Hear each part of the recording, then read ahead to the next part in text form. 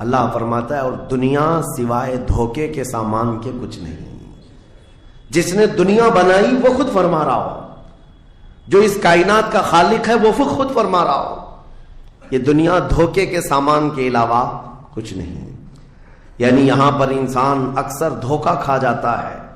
دھوکے کا مطلب یہ نہیں ہے کسی دوست سے دھوکہ کھا رہا ہے, بلکہ وہ پوری اپنی زندگی میں دھوکہ کھایا ہوا ہے. جس چیز کو اسے حاصل کرنا تھا دنیا نے اس کا منہ موڑ کر کسی اور چیز میں لگا دیا ہے.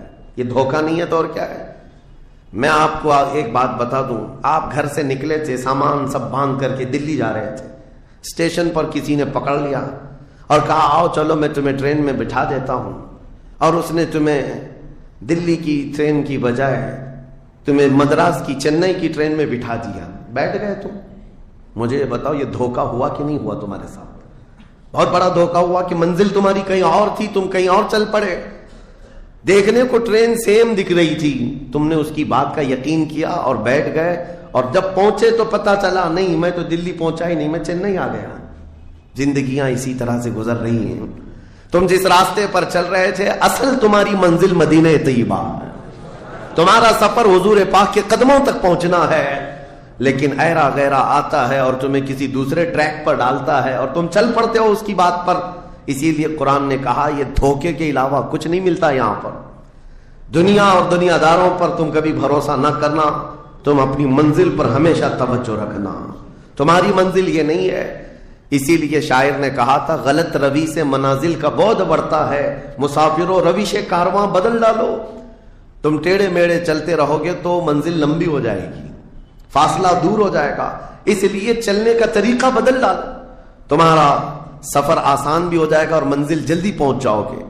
اب جو بات مجھے کہنی تھی وہ یہ ہے, زندگی جب اتنی شارٹ ہے اور آزمائش کے لیے تمہیں یہاں بھیجا گیا ہے, تو مجھے ان نوجوانوں کو دیکھ کر کے کبھی درد ہوتا ہے جو رات بھر نکڑ پر بیٹھ کر کے اپنے وقت کو ضائع کر رہے ہوتے ہیں, جن کی زندگیاں انہوں نے اپنی جوانیاں اپنے ہاتھوں سے برباد کر رکھی ہیں. تمہیں پتا ہے ایک رات جو ہماری زندگی میں آئی, آج کا دن تم کروڑوں دولتیں لگا دو, یہ دن دوبارہ کبھی نہیں آئے گا.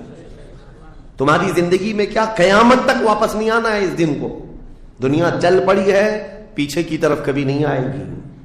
اللہ کا قانون ہے, یہ جو وقت گزر رہا ہے ہمارا دوبارہ ہماری زندگی میں کبھی نہیں آنا ہے. لیکن کتنے مزے سے, کتنے ٹھاٹ باٹ سے نوجوان, ہاتھ میں کچھ نہیں, آس پاس کچھ نہیں, عمل بھی کچھ نہیں, ایسے بے فکرے ہو کر کے زندگی گزارتے ہیں. تو سوچنا پڑتا ہے جس امت کو پوری دنیا آگ میں جھلسا چکی ہو, پوری دنیا اس امت کو اپنے نشانے پر رکھی ہو, اس امت کا غیور نوجوان رات بھر گیم کھیلتے ہوئے گزارتا ہے, اسے کسی چیز کا احساس نہیں. مجھے بتاؤ کیا ہماری کیفیتیں ایسی نہیں ہو گئی ہیں جیسے برائلر چکن ہوتے ہیں, فارم مرغیاں ہوتی ہیں, ان مرغیوں میں سے قصاب کسی کو بھی پکڑتا ہے کاٹتا ہے, دوسری مرغیاں تو چرنے میں مصروف رہتی ہیں, کوئی آواز نہیں ان کی. ایک مرغی کٹی, دوسری مرغی کٹی, وہ کٹتی چلی جاتی ہیں, باقی مرغیوں کو کسی چیز کا احساس نہیں. کیا یہ زندگی گزارنے کے ایسی طریقے نہیں ہو گئے آج؟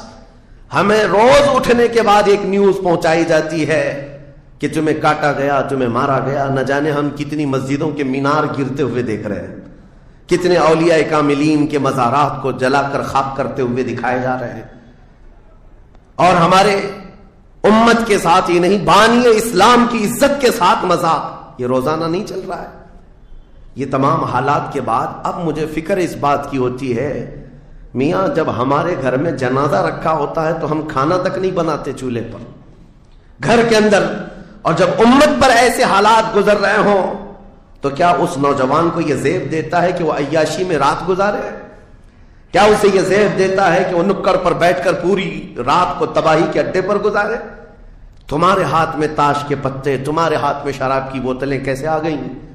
یہ امت وہ ہے, تمہیں میں بتاؤں, جنگ تبوک ایک جنگ ایسی ہے حضور پاک صلی اللہ تعالی علیہ وسلم کی زندگی پاک میں 900 کلومیٹر کا فاصلہ ہے مدینہ طیبہ سے. ہوا یہ تھا کہ ایک صحابی رسول حضور صلی اللہ تعالی علیہ وسلم کے قاصد بن کر جا رہے تھے, اور بیچ راستے میں ایک عیسائی بادشاہ کے گنڈوں نے اس صحابی رسول کو گرفتار کیا اور ان کو ٹکڑے ٹکڑے کر قتل کر دیا. मॉब लिंचिंग उस जमाने में भी हो रही होती। ये खबर जैसे ही मदीना तैयबा पहुंची, वो लोग ऐसे नहीं थे कि इन्ना लिल्लाह पढ़कर खामोश हो जाते हैं। सहाबा इकराम का जम्मे गफीर मदीने में जमा हुआ। अर्ज किया, या रसूल अल्लाह सल्लल्लाहु अलैहि वसल्लम, आपका हुक्म क्या है? नबी करीम सल्लल्लाहु तआला अलैहि वसल्लम ने सहाबा इकराम को भेजा। इसमें सिपह सालार की तादाद कई सहाबा की थी। और जब ये लश्कर जर्रार मदीने तैयबा से निकला, 900 किलोमीटर दूर चल करके गए, और वहां जाकर के जिन लोगों ने हुजूर के एक गुलाम पर हाथ उठाया था, उनके बखे खड़ा कर दिए और उनको उलट पलट करके आए और लोगों को यह मैसेज दिया था, कभी हुजूर के गुलामों की तरफ छेड़खानी ना करना, वरना पूरा मदीना बाहर आ जाएगा। ये यूनिटी, ये इत्तेहाद, उनके अंदर ये एहसास मेरे आका सल्लल्लाहु तआला अलैहि वसल्लम ने पैदा कर रखा था कि कुल्लु मुमिनिन जसदुन वाहिदिन। हुजूर सल्लल्लाहु तआला अलैहि वसल्लम ने फरमाया कि पूरा जितने मोमिन हैं वो सब एक जिस्म की तरह हैं, एक जिस्म की तरह है। इदश्तका अदुन तदाअ लहु साइरुल जसद बिस्सहरी वल हुम्मा। जैसे एक पार्ट को अगर दर्द होता है तो पूरे जिस्म में बुखार आता है। मोमिनों की कैफियत ये होनी चाहिए, लेकिन एहसास धीरे धीरे खत्म होता चला गया। आज हमारी पस्ती का एक सबब ये भी बताया जाता है, जिसको शायर ने कहा था, कुव्वते फिक्र अमल पहले फना होती है जब किसी कौम की शौकत पे जवाल आता है। सोचने समझने की सलाहियत पहले खत्म हो जाती है। आदमी सोचता नहीं, समझता नहीं, बस अपने वक्त को जाया कर रहा है, बर्बाद कर रहा है, बैठा हुआ है, गप्पे लगा रहा है। मैं आपको बताऊं, हमारी उम्रों का एहतसाब होना चाहिए। हमारी जिंदगी को गिन करके देखें, कितने साल के हैं हम? 25 साल, 30 साल, 35 साल, 40 साल, और उसके बाद गिनो हमसे क्या हो सका है इस दुनिया में। हम इस दुनिया में क्या कर चुके अब तक? हमसे कुछ नहीं हुआ। अगर तारीख में आपको बताऊं मेरे अजीजों, आपको पता है इस हिंदुस्तान की सरजमीन पर सबसे पहले लश्कर इस्लाम की सिपह सालारी करते हुए आने वाला एक नौजवान मोहम्मद बिन कासिम 10,000 का लश्कर लेकर अरब से आया था और परचम इस्लाम लहराया था। तारीख में आज भी रकम है। अपने तो अपने पंडितों ने भी इस तारीख को लिखा है। हाँ, पंडितों ने भी लिखा है। और ये मोहम्मद बिन कासिम 10,000 की सिपह सालारी के साथ हिंदुस्तान में आकर इस्लाम फैलाया। उम्र क्या थी? सिर्फ 19 साल की उम्र थी।